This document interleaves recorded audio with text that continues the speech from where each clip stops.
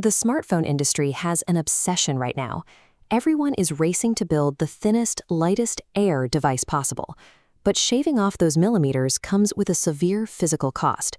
You lose the internal volume needed for a battery that lasts all day, and you surrender the mass required to dissipate heat when your processor is actually working hard. It sits 2 steps below Vivo's top-tier Ultra Flagship, which usually guarantees heavy compromises across the board. Most mid-tier phones cluster in the middle, but Vivo plotted the X300 FE here, pairing an accessible price with maximum endurance. To achieve this, they built an asymmetrical spec sheet, funding pro-grade hardware with aggressive, targeted budget cuts. We need to dissect exactly where those cuts were made. Because depending on how you actually use your phone, this lopsided approach is either the smartest hardware investment you can make this year or a deeply frustrating trap. Let's look at the physical blueprint. The X300 FE measures around 8 millimeters thick and weighs 191 grams. Next to a standard lightweight flagship, it is noticeably bulkier. That extra space isn't wasted. It houses a massive 6,500 mAh 4th generation silicon carbon battery. When you finally drain it, replenishment is exceptionally fast. It supports 90-watt wired charging, nearly double a standard flagship, alongside 40-watt wireless charging. All of that raw power directly feeds the hardware on the front of the device, where Vivo spent a significant portion of their budget. The display is an LTPO AMOLED that peaks at 5,000 nits of brightness, but its most practical feature is the 2160 Hz PWM dimming. This is an anti-flicker technology that heavily reduces eye strain during long screen sessions. Underneath that screen, they've included an ultrasonic 3D fingerprint reader. Most phones at this price rely on optical sensors, taking a 2D photograph of your thumb. The ultrasonic hardware maps the 3D ridges of your print, making it significantly faster and vastly more secure against spoofing. Giving up the invisible, featherweight feel in your pocket is the strict entry price here. In exchange, you get premium biometrics, displays that protect your vision, and a complete end to late afternoon battery anxiety.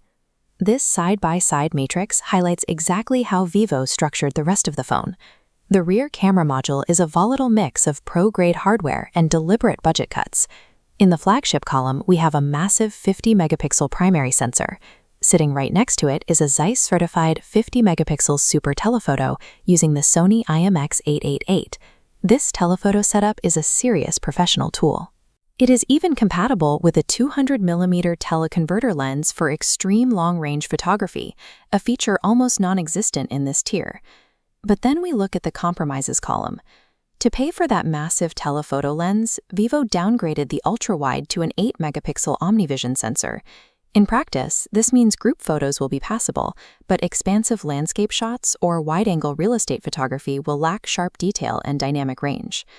Under the hood, Vivo made a pragmatic choice with power, utilizing the Snapdragon 8 Gen 5. They didn't pay for the top-tier Elite silicon. Instead, they opted for a version that is slightly underclocked at 3.8 GHz.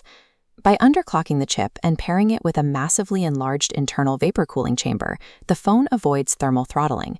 The result is incredibly stable, sustained performance during heavy workloads.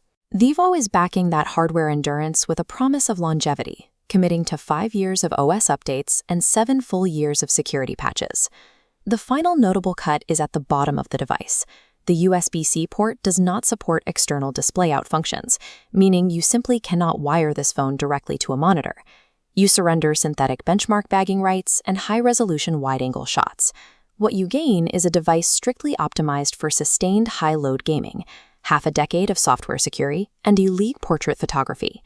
The X300 FE is entirely the wrong choice if you want a phone that tries to be perfectly average at everything. It is a highly specialized tool built for pragmatic power users. This flowchart breaks down exactly who should buy this. The first question: do you primarily shoot wide-angle landscapes? If you rely heavily on ultra-wide photography or view your phone as a fashion accessory, you'll be frustrated. Walk away. But look at the next node. Is multi-day battery life more important to you than an ultra-thin design? If your answer is yes, you are the exact demographic Vivo engineered this asymmetrical phone to serve. We can call this user the status quo challenger. You are tired of constantly rationing your screen brightness at 4 p.m. just to keep your phone alive, and you are entirely willing to carry a thicker device to permanently solve the problem. Add in the fact that you get access to a top-tier telephoto lens at a sub-premium price, and the physical trade-offs start making a lot of practical sense. The smartest technology investment is rarely the device that attempts to do everything perfectly. It's the one that flawlessly executes the exact features you rely on every single day.